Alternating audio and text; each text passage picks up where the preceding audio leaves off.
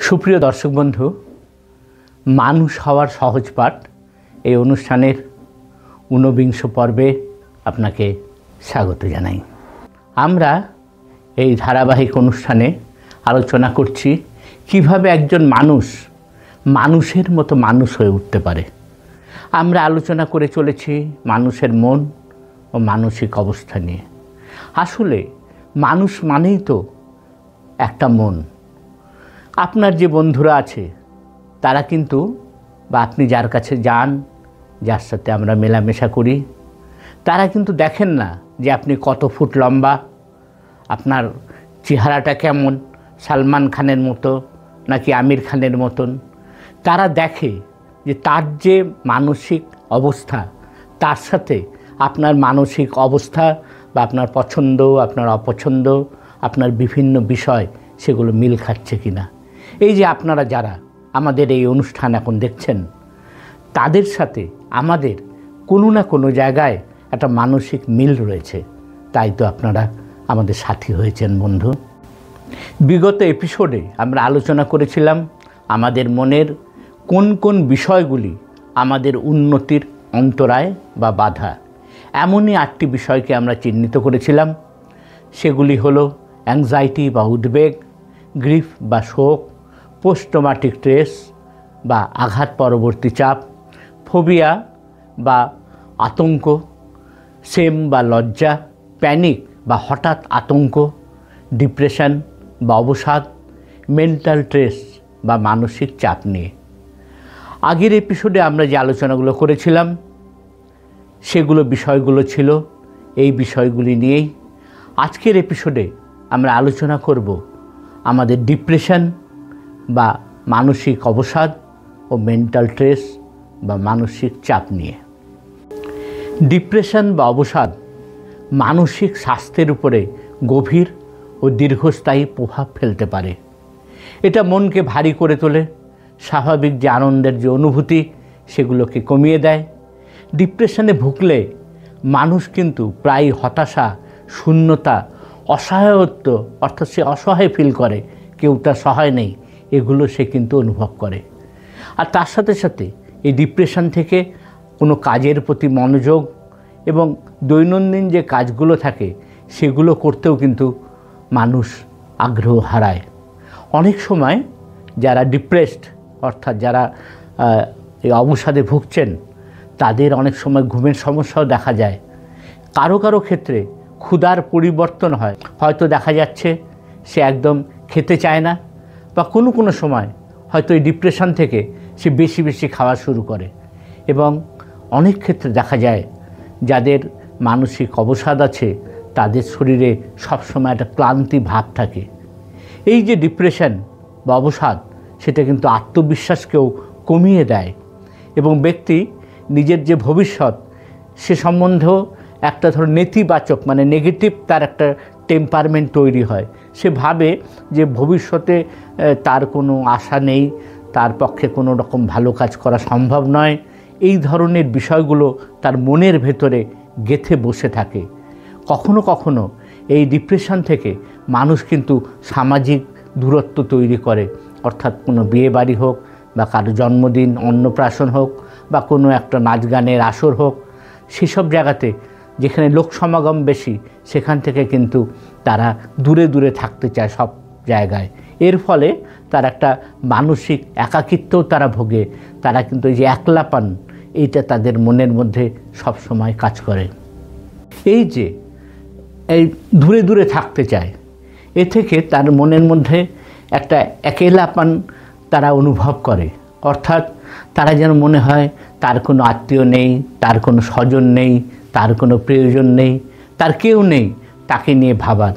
আসলে বিষয়টা কিন্তু একেবারেই মানসিক সমস্যা। বিষয়টা কিন্তু প্রকৃত ক্ষেত্রে সেটা কিন্তু হয় না। দেখবেন আমি আপনি কারো কাছে খারাপ হতে পারি, কারো না কারো কাছে কিন্তু আমি তার প্রিয়জন। এই অনুভূতিটা যদি যারা ডিপ্রেশনে ভোগে তাদের মধ্যে কিন্তু এই অনুভূতিগুলো কমে যায়। সে নিজেকে একলা ভাবে এই জগৎ সংসারে। আসলে আমরা যে এই ধরার বুকে আসি এবং একদিন কালের নিয়ম মেনে আমরা চলে যাই, এর মাঝখানেই এই হাসি, গান, কান্না বেদনা সব কিছুই কিন্তু মিশে আছে। এবং জীবনটাকে সঠিকভাবে কাটাতে গেলে এই জীবনের সব কিছু রং রূপ এগুলো চেটেপুটে খেতে লাগে।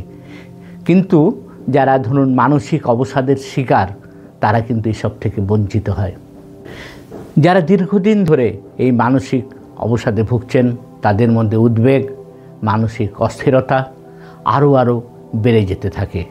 সঠিক সময়ে চিকিৎসা বা কাউন্সেলিং, তার সাথে সাথে এই যে পরিবার বা এই বন্ধুর সমর্থন এবং জীবনযাপনের ক্ষেত্রে কিন্তু একটা ইতিবাচক বা একটা পজিটিভ পরিবর্তন আনতে পারে।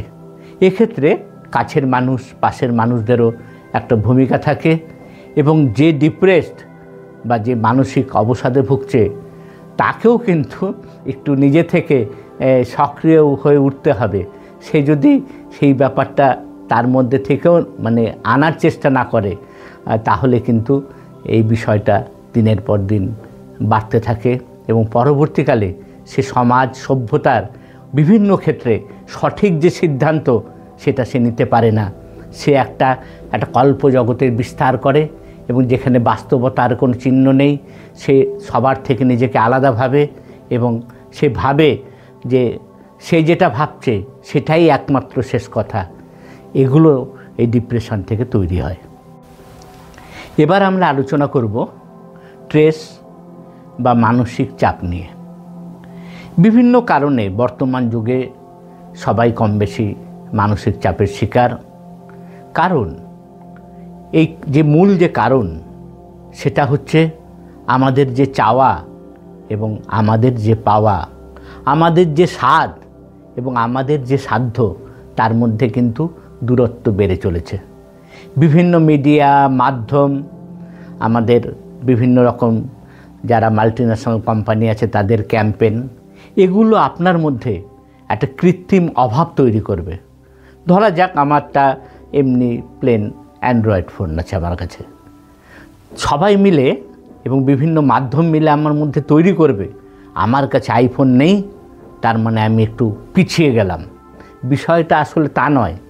এমনও লোক আছে হয়তো অনেক দাম দিয়ে তিনি তার ফোন কিনেছেন, সেলফোন কিনেছেন বা আইফোন কিনেছেন, কিন্তু দিনের শেষে দেখা যায় সে শুধু কি করে, এই হোয়াটসঅ্যাপে কাউকে হাই হ্যালো এটাই করে, আর একটু ফেসবুক করে, আর সাধারণভাবে প্রিয়জনদের সাথে একটু কথাবার্তা বলে।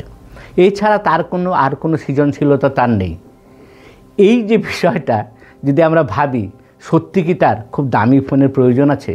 সে কি কোনো ভালো কিছু করছে, কোনো ডকুমেন্টারি ফিল্ম তৈরি করছে, নাকি কোনো একটা জটিল কাজ বা জটিল সফটওয়্যার সে ব্যবহার করছে যার জন্য তার দামি ফোন দরকার? আসলে এই যে বিভিন্ন কোম্পানিগুলো আছে তারা মানুষের মধ্যে ফেল্ট নিড বলে একটা বিষয় তৈরি করে। ফেল্ট নিড কেমন? যেমন আমার বাবাকে আমি দেখেছি, তার একটা অ্যাংলো সুইস ঘড়ি ছিল, সকালবেলায় সে তার কাজ ছিল সেটাকে দম দিতে লাগতো তখন। তিনি সেটা নিয়েই সন্তুষ্ট ছিলেন। আরেকটা ছিল মারফি রেডিও, আর একটা হারকিউলিক সাইকেল। আমার ছেলে, সে তার বাড়ির কাছে টোটো স্ট্যান্ড, তার কোনো জায়গায় যেতে গেলে তার সব কিছু আছে।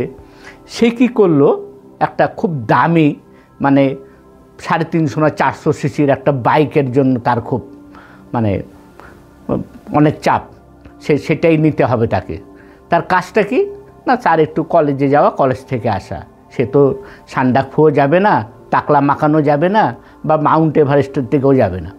এই যে তার যে ভাবনা, এই ভাবনাটা বিভিন্ন কোম্পানি, তার সাথে বন্ধুবান্ধব, বিভিন্ন রকম সোশ্যাল মিডিয়া, তার সাথে এই যে গণমাধ্যম টিভির বা অন্য অন্য চ্যানেলের বিজ্ঞাপন, এগুলো তার মনে এই কৃত্রিম অভাবটা তৈরি করে। এটাই হচ্ছে যারা ক্যাপিটালিস্ট, মানে যারা শিল্প, মানে যারা অর্থনৈতিকভাবে যারা বলিয়ান, যারা বিভিন্ন মাল্টিন্যাশনাল কোম্পানিগুলো চালায়, এটা হচ্ছে তাদের চালাকি, এবং তার শিকার হয় আমার বাড়ির ছেলেরা মেয়েরা।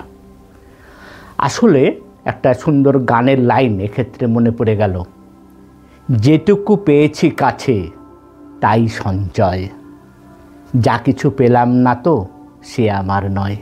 এই মনোভাব যদি আপনার মধ্যে থাকে তাহলে দেখবেন আপনার মানসিক চাপ কোথায় গলে চলে গেছে। এই যে মানসিক চাপ আমাদের স্বাস্থ্যের উপর বিভিন্ন রকম বহুমুখী প্রভাব ফেলে। অতিরিক্ত চাপ আমাদের মনকে অস্থির করে তোলে। দৈনন্দিন সিদ্ধান্ত নেওয়ার ক্ষেত্রে যে ক্ষমতা আমাদের মধ্যে রয়েছে সেগুলোকে দুর্বল করে তোলে। স্ট্রেসের কারণে, এই চাপের কারণে মনোযোগ কমে যায়, ফলে পড়াশোনা বা কাজের দক্ষতা সেটাও কিন্তু নষ্ট হয়। এবং দীর্ঘদিন এই চাপের মধ্যে থাকলে উদ্বেগ, বিরক্তি, মানসিক ক্লান্তির জন্ম দেয়। অনেক সময় ঘুমের সমস্যা ও খিদে কমে যাওয়ার মতন মানসিক লক্ষণও কিন্তু দেখা দেয়। এই স্ট্রেস এই মানুষের আচরণকে পরিবর্তিত করে, অর্থাৎ আমাদের যে আচরণ সেগুলোকে পাল্টে দেয়। দেখবেন যারা খুব বেশি মানসিক চাপে থাকে তারা সহজেই রেগে যায় বা হঠাৎ করে হতাশ হয়ে পড়ল। সম্পর্কের ক্ষেত্রেও এই ধরনের বিষয়গুলো কিন্তু নেতিবাচক বা নেগেটিভ একটা ইমপ্রেশন ফেলে। কারণ সেই ব্যক্তি যখন অন্যদের সাথে মেলামেশার আগ্রহটা হারিয়ে ফেলে, অতিরিক্ত মানসিক চাপ থাকলে তার একাকিত্ব বেড়ে যায় এবং তার মন আরও ভারাক্রান্ত হয়। সঠিক ব্যায়াম এবং তার সাথে সঠিক বিশ্রাম, কিছুটা সময় ধ্যান করা, টাইম ম্যানেজমেন্ট অর্থাৎ সময়টাকে সঠিকভাবে কাজে লাগানো এবং এর সাথে সাথে আর্থসামাজিক অবস্থান, সোশিও ইকোনমিক্যাল যে কন্ডিশনস আর কি, মানে আমাদের কোন সমাজে আমি আছি, আমার অর্থনৈতিক অবস্থানটা কোথায়, এই সম্বন্ধে বিশেষত কিশোর কিশোরী বা যুবক যুবতী বা আপনার কাছের যারা লোক রয়েছে তাদের কিন্তু সচেতন করার দায়িত্ব আপনাকে কিছুটা হলেও নিতে হবে। এই বিষয়টা, এই সোশিও ইকোনমিক স্ট্যাটাসটা তারা বুঝতে পারে না বলে কার কি কেনা দরকার সেই বিষয়গুলো তারা গুলিয়ে ফেলে। তারা ভাবে আমার কাছে একখানা প্রায় 1,20,000 টাকার অমুক ফোনটা থাকলেই আমি একেবারে রাজা। আসলে দেখতে হবে যে এটা আমার উপযোগী কিনা বা এটা আমার অত্যন্ত প্রয়োজনীয় কিনা বা এটা নিয়ে আমি সঠিকভাবে ব্যবহার করতে পারবো কিনা। হোয়াটসঅ্যাপ, ফেসবুক আর 2-1টা কথাবার্তা বলার জন্য এত দামি ফোন কারোর দরকার হয় না। এই ভাবনাটা তার মাথায় দিতে হবে বা সবাইকে এটা উপলব্ধি করতে হবে। না হলে আপনার অভাব কোনো দিন শেষ হবে না, মানসিক চাপ কোনো দিন কমবে না, সে আপনি যেই হন না কেন। সুপ্রিয় দর্শক বন্ধু, আমরা মানুষ হওয়ার সহজ পাঠ নিয়ে প্রতি সোম, বুধ ও শুক্রবার আপনাদের সামনে আসছি। এটা এমন একটা বিষয় যেটা বর্তমান সমাজে একটা প্রবলভাবে এটা প্রয়োজন রয়েছে। আমাদের স্কুল, কলেজ বা বিশ্ববিদ্যালয় তাদের পাঠ্যক্রমে এই বিষয়টা কিন্তু একদমই নেই। সে কারণে এই যে বর্তমানের যে পরিস্থিতি দ্রুত পরিবর্তন হচ্ছে, বিশেষত এই যে মোবাইল বিপ্লব, সবার হাতে হাতে মোবাইল বা স্মার্টফোন, এই যে বিপ্লবটা, অনেকে বলছেন যে মানুষ যখন আগুন আবিষ্কার করে তার যে প্রভাব আমাদের সমাজ ও সভ্যতায় পড়েছিল, এই মোবাইলের আবিষ্কার বা মোবাইলের এত ব্যাপ্তি তার চেয়েও বেশি প্রভাব ফেলছে আমাদের মানব জীবনে। আমরা সেই কারণেই মানুষ বিভিন্ন রকম চাপের শিকার, বিভিন্ন রকম মানসিক যে শত্রুগুলো রয়েছে, আমাদের মনের যারা শত্রু বা আমাদের মেন্টাল বা আমাদের সাইকো এনিমি, সেগুলো কিন্তু খুব বেড়ে গেছে। এবং সবচেয়ে বড় কথা হলো, আমরা যারা মা হন বা বাবা হন তারা জানেন না বা জানতে পারেন না কোনোভাবে যে কিভাবে এই সমস্যার তারা মোকাবিলা করবে, কিভাবে সে তার সন্তানকে, সন্ততিকে, নাতিপুতিকে বড় করে তুলবে বা মানুষের মতো মানুষ করে তুলবে। তাই আমরা প্রতিদিন বা প্রতি এপিসোডে আপনাদের কাছে সেই সমস্যা সমাধান করার জন্য নতুন নতুন বিষয় নিয়ে আসছি। আমি হয়তো ব্যক্তিগতভাবে ক্যামেরার মুখোমুখি হচ্ছি, কিন্তু ক্যামেরার পেছনেও আরও বহু মানুষজন রয়েছে, বেশ কিছু তরুণ রয়েছে। একজন রয়েছে যিনি আমাদের এই রাষ্ট্রবিজ্ঞান নিয়ে গবেষণা করছেন বা পড়াশোনা করছে, রয়েছে বিএগ্রি, আরও কিছু ছেলে মেয়েরা রয়েছেন যারা এটা নিয়ে ভাবছেন এবং এটা মোকাবিলা করার জন্য তারা কোমর বেঁধেছে। বন্ধু, আপনি আপনার পরামর্শ, আপনার মতামত আমাদের জানান, আমাদের সাথে থাকুন, পাশে থাকুন বন্ধু।